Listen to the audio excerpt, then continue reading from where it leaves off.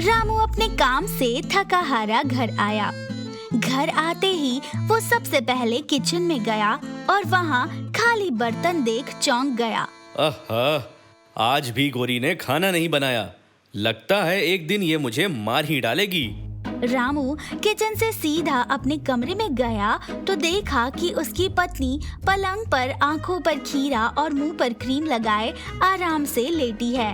मुझे बहुत जोरों की भूख लगी है, मेरे लिए कुछ खाना तो बना दो। ये सुनते ही रामू की पत्नी गोरी भड़क गई। लगता है भगवान ने तुम्हें आंखें नहीं बटन दिए हैं, बटन दिखाई नहीं देता? मैं बहुत जरूरी काम कर रही हूँ। सुबह शाम सजने संवरने को, पाउडर लिपस्टिक लगाने को जरूरी काम नहीं कहते। काम से थके हारे आए पति का कुछ ध्यान है या नहीं तुम्हें? रामू का इतना बोलना ही गोरी को गुस्सा दिलाने के लिए काफी था।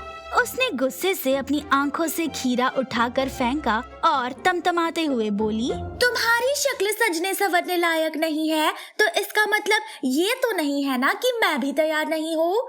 तुम्हें तो भगवान का शुक्रगुजार होना चाहिए जो मेरे जैसी मिस वर्ल्ड तुम्हारी पत्नी बनी है। अब जाओ, जाकर मेरे लिए खीरा लेकर आओ। रामू बेचारा कुछ न कह सका और चुपचाप दबे पांव लौट गया। जिस तरह किसी को पैसे का घमंड होता है तो किसी को अपनी ताकत का, ठीक उसी तरह गोरी को अपनी खूबसूरती का घमंड था। वो कांच में खुद को देख कहती, सच, मेरे जैसी खूबसूरत लड़की इस पूरे गांव में नहीं। मेरे आगे तो अच्छी अच्छी विश्व सुंदरी भी चाय कम पानी ज्यादा है।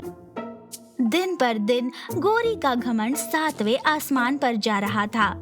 एक बार वो अपने कमरे में बैठी ब्यूटी टिप्स की मैगजीन पढ़ रही थी कि तभी गली के बाहर जोरों से ढोल बजने लगा।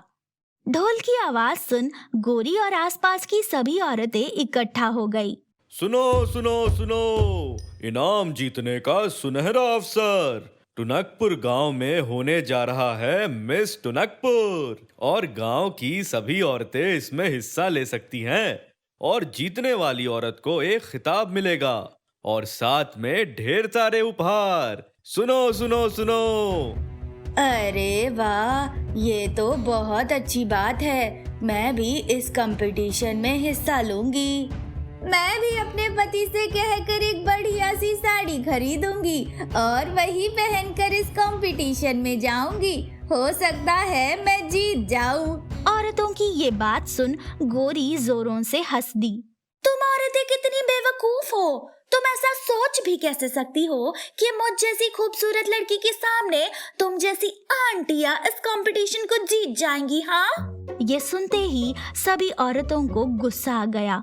गोरी आगे बोली, मैं हूँ इस गांव की सबसे गोरी और सुंदर लड़की। मेरे इस गोरे रंग के सामने तुम्हारा रंग तो धूल बराबर भी नहीं है। गोरी की बातें सुन सभी औरतें आग बबूला हो गई। अपनी खूबसूरती का कितना घमंड है इस गोरी को। गोरा रंग है, 4 दिन में ढल जाएगा। अरे ढल जाए तुम्हारी जवानी और तुम्हारा रंग। मैं तो हमेशा ही ऐसे रहने वाली हूँ और अगर तुम्हें अपना पोपट नहीं करवाना है तो अच्छा होगा कि तुम इस कंपटीशन में हिस्सा ही ना लो। इतना कहकर गोरी हंसते हुए अपने घर चली गई। ना जाने अपने आप को क्या समझती है। देखना, एक दिन ऊपर वाला इसका ये घमंड जरूर तोड़ेगा। एक रोज रामू घर के बर्तन मांज रहा था कि तभी गोरी रामू के पास आई और बोली, तुम्हारा बटुआ कहाँ रखा है? बटुआ? क्यों? बटुए का क्या काम है तुम्हें? उसमें से सब्जियां निकालनी है। अरे ना समझ आदमी, बटुए में पैसे होते हैं तो पैसे ही निकालूंगी ना। मुझे मिस टूनकपुर के लिए ढेर सारी शॉपिंग करनी है, इसलिए चलो जल्दी से मुझे 5000 रुपए दे दो। 5000 सुनते ही रामू को अटैक आ गया। अरे भाग्यवान, पागल हो गई हो क्या? मैं कोई राजा या फिर इस गांव का जमींदार नहीं हूँ जो मेरे पास लाखों रुपए गड़े पड़े हैं। मैं तो एक छोटा सा किसान हूँ, जैसे तैसे करके अपना घर चलाता हूँ और तुम हो कि मेरे महीने भर की कमाई यूं ही शॉपिंग में उड़ा देती हो। तुमसे किसी ने अपना ज्ञान नहीं मांगा है, पैसे मांगे हैं तो चुपचाप पैसे दो, समझे? दुनिया के हर आदमी की तरह रामू भी अपनी पत्नी के सामने मजबूर था। उसने मन मार कर उसे पैसे दे दिए। गोरी ने अपना बैग उठाया और शॉपिंग करने के लिए निकल पड़ी। गोरी दरवाजे तक पहुंची ही थी कि तभी वहां एक आदमी आया। आदमी के पास एक झोला था, जिसे देख गोरी बोली, वाह, क्या जमाना आ गया है। आजकल के भिखारी भी मॉडर्न कपड़े पहनकर भीख मांग रहे हैं। गोरी की बात सुन आदमी ने मन में सोचा, अरे नहीं नहीं मैडम, मैं कोई भिखारी नहीं हूँ, बल्कि मैं तो आपको एक ऐसी चीज बेचने आया हूँ जिसके बाद आप बहुत सुंदर हो जाओगी। हाँ, चला बड़ा मुझे सुंदर बनाने। मैं पहले से ही बहुत सुंदर हूँ, मुझे किसी और चीज की कोई जरूरत नहीं है। गोरी की बात सुन आदमी ने मन में सोचा, लगता है इसे किसी और तरीके से बेवकूफ बनाना पड़ेगा, वरना ये मुझसे सामान नहीं खरीदेगी। अरे अच्छा, आप वही है ना जो इस पूरे गांव की सबसे ज्यादा खूबसूरत लड़की हैं? हाँ, मगर ये बात तुम्हें कैसे पता? अरे आपके चर्चे तो आसपास के सभी गांव में है। हर कोई आपकी खूबसूरती पर कायल है। आपके बारे में तो लोग कहते हैं कि साक्षात आसमान से अप्सरा आ गई हो। अपने लिए इतनी तारीफ सुनते ही गोरी का दिल गदगद हो गया। वो बोली, सही कहा, बल्कि मेरे सामने तो सारी अप्सराएं भी फेल है। वैसे तुम यहाँ क्या बेचने आए थे?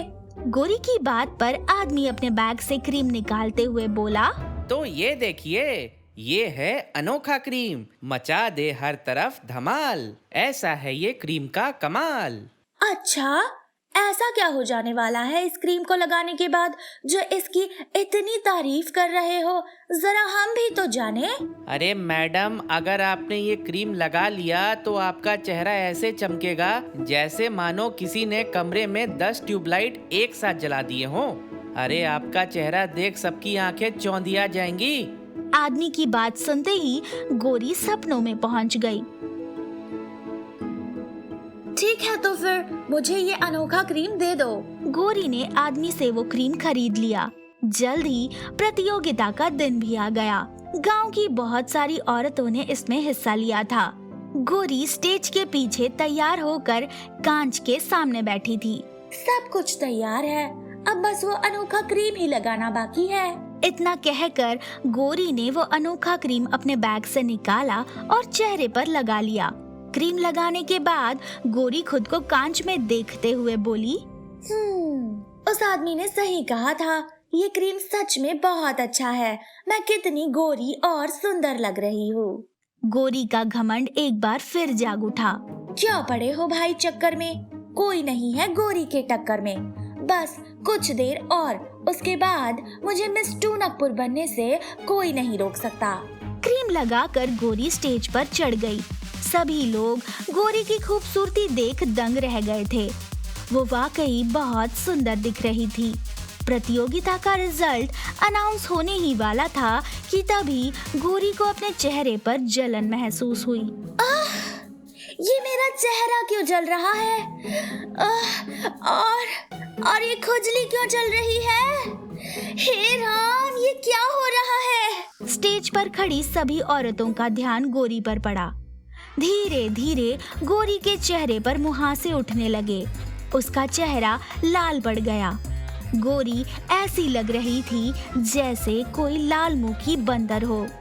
गोरी को देख स्टेज पर खड़ी औरतों के साथ साथ दर्शकों में बैठे लोग भी हंसने लगे। चारों ओर जोर जोर के ठहाके लगने लगे। तो अब समझे गोरी, तेरी यह खूबसूरती का राज मेकअप है। सालों से तू हमें यही मेकअप लगाकर बेवकूफ बना रही है। हाँ भाई, देखो तो गोरी कितनी सुंदर लग रही है। सच कह रही थी गोरी, तू तेरे जैसा सुंदर इस गांव में कोई नहीं है। एक बार फिर सभी औरतें जोरों से हंसने लगी।